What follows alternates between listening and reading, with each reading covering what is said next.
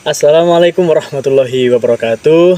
Bismillah, alhamdulillah, wassalatu wassalamu ala rasulillah, la haula wa la quwata illa billah, amma ba'du. Baik, pemirsa dimanapun Anda berada, kembali lagi bersama saya Irham Wildana selaku pengurus Les Bumi Kabupaten Blitar. Baik, konco ngopi Les Bumi, sekarang kita sudah berada di Desa Salam, Kedawung, Kecamatan Ngligok, bertepatan. Saya juga sudah ditemani oleh Kiai Haji Syamsul Hadi. Selamat malam, siang, sore Yai. Selamat malam, siang, sore. Iya. Soalnya nanti kan penontonnya kita beragam-ragam cara waktu menontonnya Yai. Sebelumnya saya akan memperkenalkan dulu sosok Yai Syamsul Hadi ini. Beliau seperti apa ya? Kiai Syamsul Hadi ini, beliau adalah Wakil Ketua PCNU Kabupaten Blitar, leres ya? Leres. Kemudian juga sebagai pembina Les Bumi, juga pembina Lazisnu, LPB HNU, dan LWPNU. Nah, Kiai Syamsul Hadi ini juga termasuk pengasuh Pondok Pesantren Mahida Salam Kedawung, Ngligok, Kabupaten Blitar. Yai, sehat? Alhamdulillah sehat. Alhamdulillah sehat ya. Ini pertama saya akan memulai dengan tanggapannya Yai Syamsul Hadi terkait podcastnya Les Bumi ya. Suatu kemajuan. Iya. Walaupun masih perlu pengembangan itu normal. Karena nggak mungkin akan menjadi bagus tanpa ada proses. Dan mungkin dari konco-konco Les Bumi Kabupaten Blitar, ketika ada kritikan, saran itu perlu ditanggapi karena itu insya Allah itu membangun. Gitu. Jadi ini termasuk sebuah proses ya. Betul. Ya. Nah, baik konco ngopi Les Bumi dimanapun Anda berada, ini kita masih di nuansa bulan Syawal ya. Iya. Habis 1 bulan kemarin kita berpuasa Ramadan full senyum kata anak muda sekarang ya. Nah, kita sekarang sudah masuk di nuansa bulan Syawal. Nah, bulan Syawal ini identik dengan berbagai macam budaya ya. Ada budaya merconan. Jadi ketika habis sholat Idul Adha banyak yang menyalakan mercon seperti itu. Ada yang punya budaya halal bihalal. Nah, ini yang menjadi hal menarik dan akan kita bahas malam hari ini ya. Ini terkait dengan Hari Raya Kupat. Ya. Kalau menurut Yai Syamsul ini Hari Raya Kupat itu seperti apa ya? Hari Raya Kupatan itu produk budaya Islam Nusantara. Karena adanya hanya di Indonesia. Khususnya Jawa. Ya. Jadi Hari Raya Kupatan itu produk dari budaya Jawa. Itu kecerdasan daripada sesepuh-sesepuh kita dalam rangka mensiarkan agama Islam. Jadi Hari Raya Kupatan itu sebenarnya secara syariat itu tidak ada. Iya, secara syariat. Tapi Hari Raya Kupatan itu dikemas sedemikian rupa untuk menarik minat dan perhatian dari masyarakat Jawa yang pada saat itu Islamnya masih sedikit. Iya. Nah, ditinjau dari itu bisa dipahami bahwa para sesepuh kita dalam rangka mendakwahkan agama Islam ini mengatakan bahwa Islam itu benar, tidak perlu menyakiti orang lain. Iya. Itu yang paling mengena di dalam dakwah Islam ketika saat itu. Maka dari itu budaya kupatan itu perlu dilestarikan karena itu menjadi media dakwah dari sesepuh-sesepuh kita dalam rangka kita sebagai generasi penerus mikul dur mendem jero kepada nenek moyang kita. Itu mikul dur mendem jero kepada nenek moyang kita. Itu. Ini bisa dijelaskan dulu ya, mikul apa tadi? Mikul dhuwur, mendem jero. Mendem jero. Mikul dhuwur yaitu artinya kita menjunjung tinggi apa yang menjadi produk beliau-beliau. Mendem jero kita menguburkan dalam-dalam tentang kelemahan-kelemahan beliaunya. Jadi beliau-beliau yang sudah wafat, kita kenang kebaikan-kebaikannya. Adapun ada kelemahan-kelemahan itu sebagai catatan sejarah, introspeksi kita dalam mendakwahkan Islam ke depan. Itu. Jadi apa yang kurang dari pendahulu-pendahulu kita itu kita tutup oleh generasi zaman sekarang. Betul. Waqad hatabtu min huma anhu hina wazituhu fawaitam bialina dalam Nadam Imriti. Jadi segala sesuatu yang sudah diperlukan kita buang, kemudian kita datangkan barang-barang yang diperlukan yang urgent saat ini. Itu. Istilahnya seperti bunglon ya. Ya enggak lah. Enggak. Atau Kalau seperti bunglon itu konotasinya itu kan buruk. Itu. Ya, seperti air lah, mengalir begitu saja, sesuai dengan alamiahnya. Secara alamiah. Ya. Nah, kalau menurut Yai, tradisi Lebaran Kupatan ini ada sejak kapan, Yai? Dalam sejarahnya, ketika kita mencari referensi dari catatan baik ahli dari luar negeri maupun dari dalam negeri sendiri, sebenarnya Kupatan itu tradisi di masyarakat Jawa. Jadi banyak di wilayah Jawa itu sampai saat ini nggak hari Lebaran pun ada kupat, seperti di daerah Tegal itu namanya kupat apa itu? Tegal Jawa Tengah. Iya, terus seperti di daerah-daerah lain itu kan masih ada. Iya. Nah, kemudian karena ini dilihat oleh para sesepuh khususnya Sunan Kalijogo saat itu bisa untuk media dakwah, maka dari itu setiap selesai puasa Syawal diadakan tasyakuran, selamatan, sodakoan. Nah, oleh karena masyarakat Jawa itu penuh dengan simbol-simbol, maka dari itu dipilihlah kupat. Nah, riayan sebenarnya kalau saya dulu masih kecil, karena dulu masih sering puasa Senin Kemis, hari ini tidak. Dulu kalau puasa Senin Kemis itu nenek saya, bapak ibu saya itu mensyariatkan kepada saya agar tirakat Senin Kemis itu biasanya engko lek wis entuk pitung Senin Kemis diriayani. Nah itu diadakan selamatan. Terus disodakoi. Jadi riayan di Jawa itu enggak hanya riyoyo Idul Fitri saja.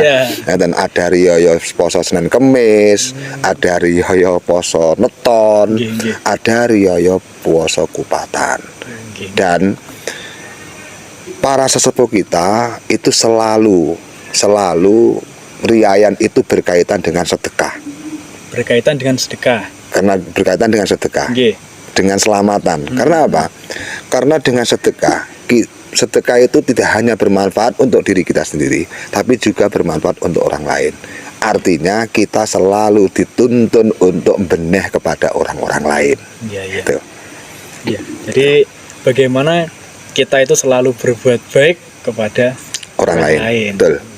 Nah, kalau melihat kupat itu kan bungkusnya itu dari janur kuning, kemudian diisi oleh beras putih. Kenapa kok bukan somai? Kenapa nggak bakso sekalian? Juga bentuknya kupat itu kan kayak persegi empat itu ya. Ini kalau menurutnya itu gimana ya? Sebenarnya pembuatan kupat itu sendiri sebenarnya mungkin para sesepuh itu hanya memanfaatkan potensi alam. Sebab dalam zaman itu belum ada plastik. Belum ada plastik. Belum ada pabrik. Maka membungkus makanan itu selalu dengan potensi alam, dengan daun pisang, dengan kupat. Lah, oleh karena kupat itu pembuatannya lebih rumit daripada membungkus dengan daun pisang, maka dari itu mungkin dipilih kupat itu bisa cocokologi.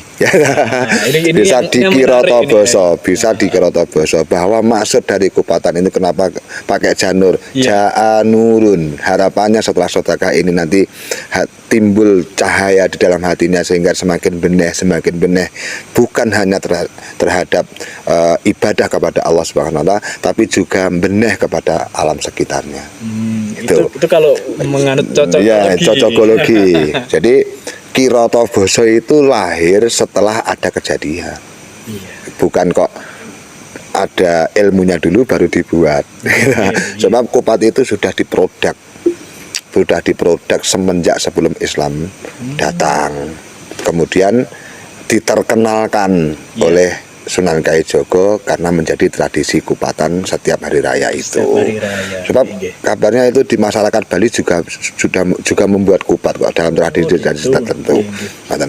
Terus kita di Bali ada seperti itu, terus berarti kita itu bid'ah, berarti itu haram, ya belum tentu. Belum tentu juga kita mengikut orang-orang Bali. Sebab yang dipakai oleh orang-orang non-Islam, terus kita memakai belum tentu itu menjadi haram. Contohnya pakaian. Pakaian itu mereka juga pakai, kita juga pakai. Sarung mereka pakai, kita juga pakai. Kalau semuanya haram, tentu kita nggak pakai pakaian apapun. Kemana-mana. Iya. Aduh. Ya lalu Bandung. Iya. Kalau misalkan diganti sama buah-buahan ini bisa nggak ya? Sedekah itu sebenarnya apa saja bisa. Apa saja bisa. Tapi karena ini ada histori sejarahnya. Nah itu yang penting, ada histori sejarahnya. Maka menggantikan itu tidak etis. Dan nggak mungkin panjenengan itu ketika mengganti itu kemudian diikuti oleh masyarakat. Bahkan mungkin jenengan akan dicipir oleh masyarakat. Karena tradisi itu sebenarnya tidak ada hubungannya dengan syariat. Tapi tradisi itu sesuatu yang menjadi produk dari kearifan lokal. Dan itu perlu diuri-uri karena itu sejarah. Karena itu sejarah. Jadi kita nguri-uri, ngurip-urip itu bukan dalam rangka kita itu bertakabur sebenarnya. Tapi dalam rangka kita itu menghargai nenek moyang kita. Dan itu juga perintah agama. Cara Indonesia jas merah, jangan lupa sejarah. Nah, itu. Nah, kalau di dalam kupat itu kan dengan bentuknya yang seperti itu, ada nggak ya sejarah filosofisnya kupat ini? Kok nggak bunder? Iya, kok nggak bunder, kok nggak persegi panjang kayak lontong gitu. Nah itu malah ada cocokologi itu tadi. Akhirnya kenapa persegi 4 itu menandakan bahwa itu napa niku jenenge papat kiblat siji pancer kan kira-kira. Papat kiblat siji pancer, terus ada persegi 4. Wong sebenarnya kupat itu ada beberapa mode. Nggak hanya persegi 4 saja. Ada beberapa namanya ada sendiri-sendiri. Kupat apa kalau seperti ini kupat namanya kupat apa seperti kupat. Tapi sayangnya saya nggak bisa membuat. Saya itu didikmat berulang-ulang, mungkin sampai kebodohan saya ya. Kealiman saya mungkin bukan di situ. Jadi akhirnya saya tetap nggak jadi. Pernah saya itu mampu membuat satu mode, setelah selesai hari raya, kemudian hari raya ya sudah nggak bisa lagi. Malah anak-anak saya itu bisa. Jadi banyak sekali mode. Kalau nggak salah ya, itu ada 4 versi. 4 versi. Ada 4 versi yang rodok lontong gitu, terus persegi 4. Itu ada filosofinya sendiri-sendiri. Kalau ingin tahu itu dan diterangkan itu mungkin nggak cukup 1 malam. Terus inginnya jangan podcast ini 2 malam atau 1 malam atau berapa jam? 1 bulan ya. Ya. Nah itu ya. Monggo ya, disilahkan diunjuk kopinya dulu. Iya, terima kasih. Wong sing nyuguh aku lho. Lepate ngapunten ya kalau tak jeruput kopi riyen. Moga-moga. Lah entar tak jimune mburi. Siap. Alhamdulillah. Nggih, lanjut ya. Nggih. Dengan tradisi kupatan atau lebaran kupat yang jenengan jelaskan tadi nggih. Apakah itu tidak bid'ah ya atau menyalahi aturan dalam Islam? Oh, okay. Gini, dalam akidah kita, Nggih. dalam keilmuan agama kita, Nggih. bid'ah itu ada dua macam. Ada bid'ah dolalah, ada bid'ah hasanah. Hasanah. Itu. Sebab akan sangat sulit ketika seluruh bid'ah itu dolalah. Kita nggak punya ruang untuk menambah keilmuan. Contoh, Al-Quran dulu nggak ada titiknya. Itu yang memberi titik, memberi harokat itu ulama-ulama jauh setelah Kanjeng Nabi. Setelah Kanjeng Nabi. Kalau panjenengan semua nggak ingin bid'ah, tentu membaca Al-Quran yang nggak ada titik, nggak ada harokatnya. Nggak ada harokat. Saya jamin nggak bisa baca. Iya. Ya kan? Nah, sebab mereka yang mengatakan bid'ah, seluruh bid'ah itu dolalah, itu kan nggak kaitan dengan agama. Ini jelas Al-Quran ini. Ya, maka dari itu dalam hal kupatan ini yang kita ambil bukan masalah kupatannya. Kupatannya itu kan kemasan, ya, kemasan agar bisa menarik konsumen. Itu jadi mengemas, mempacking sesuatu menjadi sesuatu yang terjual itu harus gitu. Itu namanya metode dakwah. Nah, inti dari kupatan itu kan sedekah. Tetap sedekah itu tadi. Sedekah, dan itu perintah dari Kanjeng Nabi, dan Kanjeng Nabi tidak membatasi sedekah itu pada waktu apa, pada momen apa, enggak membatasi. Dan bentuknya seperti apa itu? Enggak membatasi. Adapun ulama-ulama Jawa membatasi kupatan, berarti setiap hari raya setelah puasa Syawal, terus riayan puasa Senin Kemis, setelah puasa Senin Kemis, itu hanya dalam rangka mendidik, mendisiplinkan. Bukan dalam rangka napa niku jenenge membuat syariat baru. Jadi berarti kalau kupatan berarti hari raya. Tangi jedul lek turu ket arepe poso, tangi Syawal pas kupatan. Baik iki wis bodho. Enak kan? Enak. Jadi bid'ah, ya itu memang bid'ah. Artinya bid'ah itu membuat tradisi atau membaharukan. Itu memang bid'ah, tapi bid'ah hasanah. Sebab intinya itu sedekah itu tadi. Jadi enggak semua bid'ah itu sesat atau enggak. Ada ya yang mengatakan wah ini bid'ah ini bid'ah ini sesat ini. Itu kopine kurang. Nah, kalau kupatan itu kan kalau di Jawa sendiri ya gitu. Itu kan identik sama harus setelah 7 hari bulan Syawal.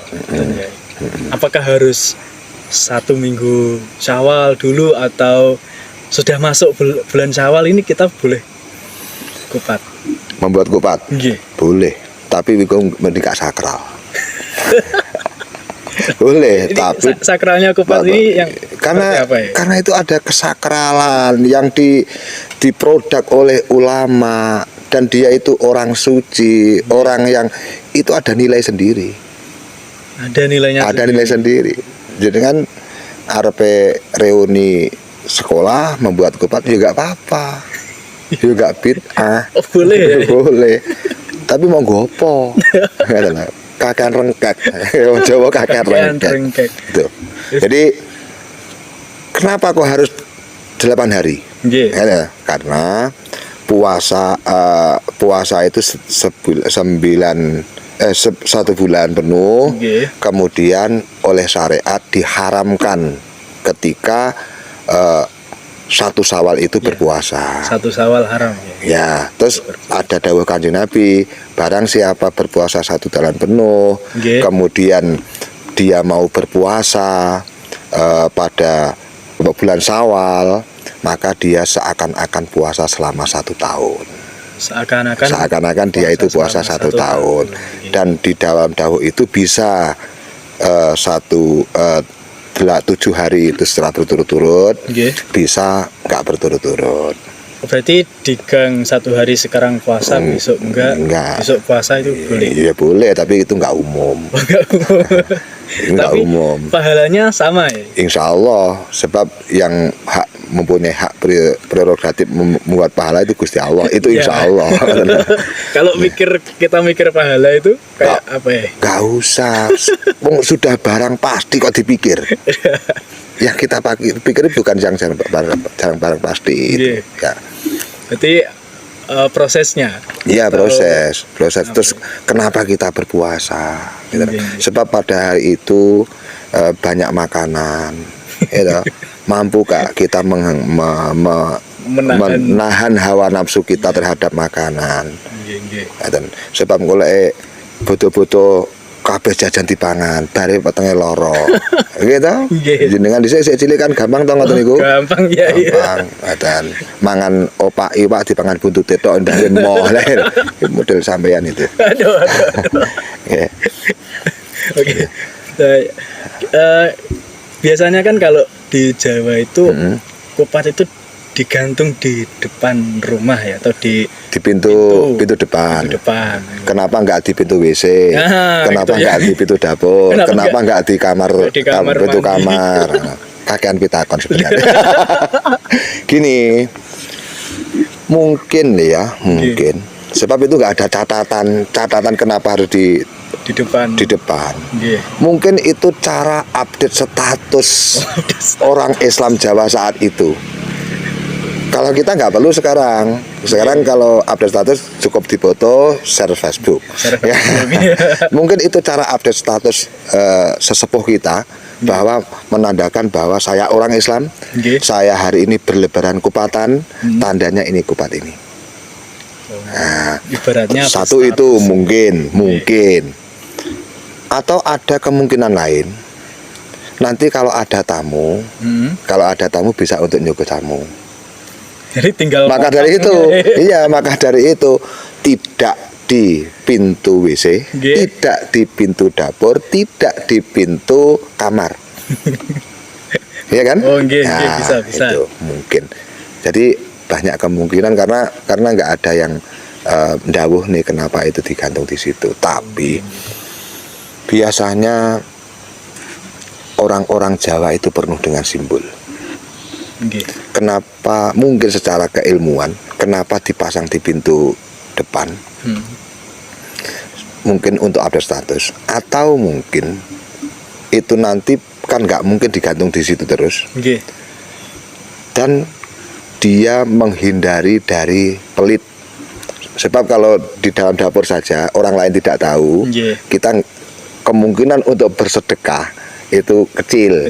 Tapi kalau digantung di pintu, kupatan toh Kang, aku njaluk bisa bersedekah, iya kan? Dan bisa mungkin barokah sedekah itu kan daful bala, ya kan? Daful bala mungkin karena setiap orang lain itu masuknya dari pintu itu untuk penolak bala. Untuk penolak bala. Dari barokahnya sedekah. Itu mungkin. Nah, ini kan biasanya kalau orang Jawa bangun rumah itu kan ada juga ya yang digantungkan di pintu depan, semacam apa ya, kalau kata Yai tadi kan simbol-simbol gitu. Kalau di dalam Islam kan ada istilahnya kayak raja-raja gitu ya. Apakah itu menyamai hal seperti itu atau beda ya? Ya mungkin ada perbedaan karena momennya berbeda. Sebab itu loh momen itu tadi, sebab momennya berbeda. Atau mungkin setiap bangun rumah terus ada pisang digantung. Biasanya seperti itu. Biar tukangnya nggak turun kalau mak lapar. Nggak turun. Kalau sering turun kan nggak jadi rumah. Itu. Nah, biasanya kan selain kupatan itu, selain lebaran kupat itu ya, orang Islam kan identik atau sering mengadakan halal bihalal. Misal sekolah ini halal bihalal atau organisasi ini ada halal bihalal. Dan di Arab nggak ada. Ya, dan di Arab nggak. Bid'ah nggak. Bid'ah nggak lagi, aduh. Kembali lagi ke bid'ah lagi. Gimana kalau menurutnya Yai Samsul gimana? halal bihalal dalam sejarahnya Nggih. itu sebenarnya itu lagi-lagi tradisi Jawa. Karena orang Jawa itu biasa disebut orang timur, orang yang selalu menjaga adat istiadat, tutur tinular, gitu, unggah ungguh, tepo sliro, itu. Jadi sesuatu itu pasti disimbol-simbolkan, itu pasti. Nah, halal bihalal itu sebenarnya sudah menjadi tradisi semenjak Islam itu ada di sini. Sungkeman,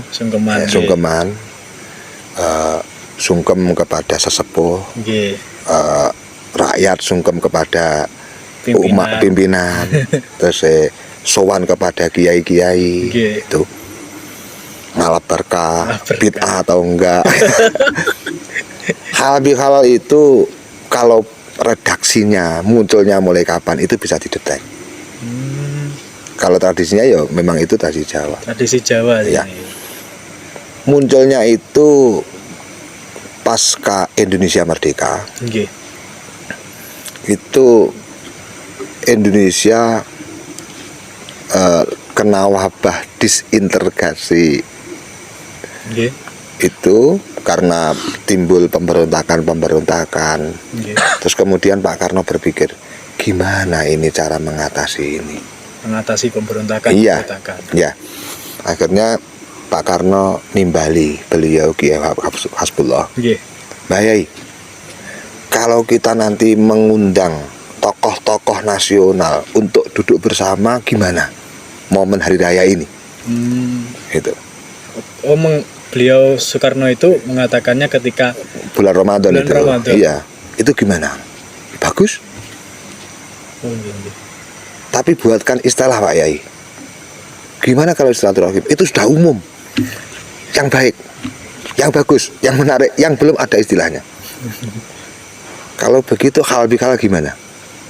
Oke, halal bihalal tokoh-tokoh nasional. Akhirnya mereka yang berseteru, mereka yang karena tertarik dengan istilah halal bihalal itu mau duduk bersama, saling memaafkan, walaupun setelah itu juga masih timbul, tapi sudah bisa diminimalisir. Sebab secara manusiawi sebenarnya kita itu kalau ada kebencian kepada orang lain, itu selalu menggumpal di rasa kapan saya bisa minta maaf, kapan mereka bisa memaafkan saya. Ya momen itu, hari raya Idul Fitri itu. Itu biasanya di hati kecilnya kan. Iyalah. Pengen ngomong. Iya, pengen. Belum ada momen yang. Nggak ada momen. Maka dari itu halal bihalal yang berkembang saat ini, ya kan? Halal bihalal yang berkembang saat ini itu ya produk dari ulama-ulama kita. Lagi-lagi dalam rangka bagaimana setelah hari raya itu nanti mampu bersatu lagi. Ya, secara nasional. Nah, membahas halal bihalal ya, ini saya tertarik. Asal katanya halal bihalal itu gimana? Ya, halal bihalal itu sebenarnya kalau di dalam bahasa aslinya di dalam itu kan aslinya bahasa Arab ya. Bahasa Arab. Ya nggak ada, tapi kalau yang sepadan dengan itu ada kata-kata yatan biatin. Yatan biatin itu artinya saling memberi. Berarti kalau halal bihalal itu berarti saling menghalalkan. Saling menghalalkan. Lu butuh ngapura ya, padahal isine utangku kan gak tak sahur. Bojomu dek nanya tak foto. Padahal isine itu. Terus sampean jawab, "Ya Pak Yai," akhirnya secara sirih halal. Harapannya Allah mengampuni dosa-dosa yang saya lakukan. Harapannya kan, seperti itu. Semuanya kan cuma harapan kan. Gitu.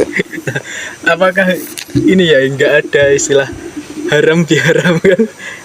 Setelah ada istilah halal bihalal, kemudian apakah haram biharam ini juga saling mengharamkan? Jadi gini, dalam tata bahasa Arab itu ada namanya af'alu tabdil. Af'alu tabdil itu artinya isim yang menunjukkan arti unggul.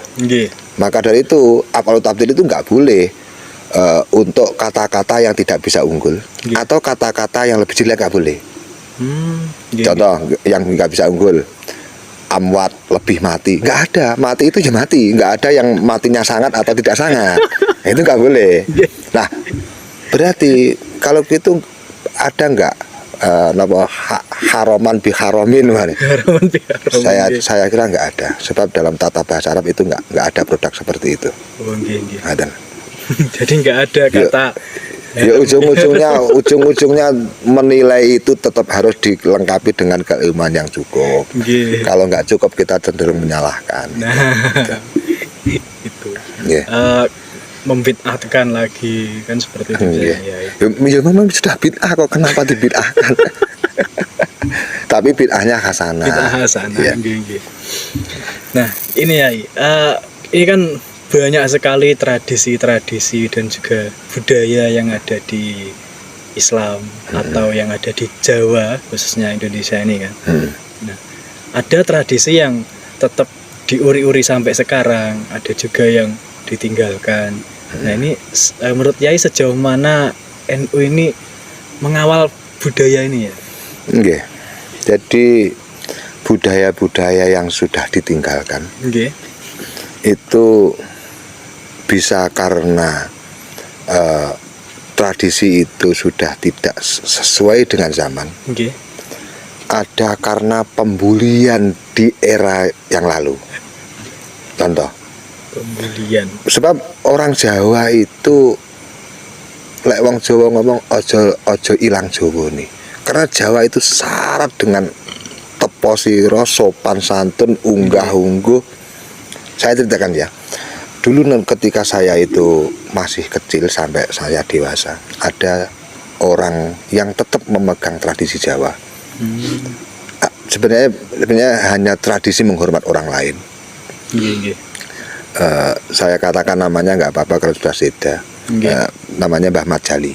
Mbah Mat Jali itu saya kira orang yang sangat Jawa yang terakhir hidup di desa ini.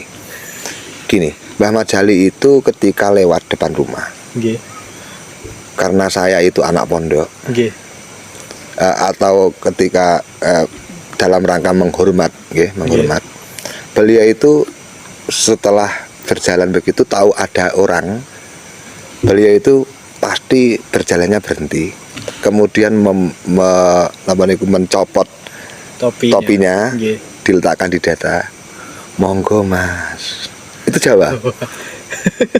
Dalam banget iya, itu ada monggo ya? Itu ada. Sekarang nggak bisa naik sepeda motor mandek dhisik tabrak burimu. Nah iya kan. Nah itu Mbah Mat Jali itu sangat menjaga tradisi. Semoga saya katakan menambahkan pahala beliaunya. Itu contoh kecil itu. Contoh kecil. Terus ketika kenduri, sebelum selesai membagikan makanan itu dilarang makan. Kan anak kecil biasa makili orang tuanya, kemudian sebelum selesai makan itu pasti didamprat langsung oleh para sesepuh. Nggak sopan. Cuma sih unggah-ungguh yang penting ya. Selalu menjaga perasaan orang lain. Dah nih lorone atine sing ngedum ingkung. Lek kono tangane jedeh ugung mangan lho kok kene malah wis temil ki ingkung ki enak. Iya kan? Itu menjaga perasaan orang lain. Sehingga kalau mungkin para penggede kita saat ini tetap menjaga tradisi-tradisi Jawa seperti itu. Mungkin momen pilkada, momen apapun yang sifatnya itu saingan, pilihan apapun, nggak akan terjadi pertengkaran yang sangat. Kenapa terjadi pertengkaran yang hebat? Karena mereka sudah meninggalkan tepo sliro, unggah-ungguh, menghargai orang lain. Iya kan? Inginnya menang sendiri. Cara nggak enak aku wis bar. Ini egoisme. Dan itu banyak terjadi. Dan mungkin sampai juga, saya juga. Iya. Kadang gini ya. Apa yang egoisme itu tadi kita sadar, kadang juga nggak sadar. Biar pet. Tapi lebih banyak petnya dari biarnya. Jadi betapa pentingnya adab nggih ya. Iya, adab. Nggih. Dan agama juga mengajarkan kok.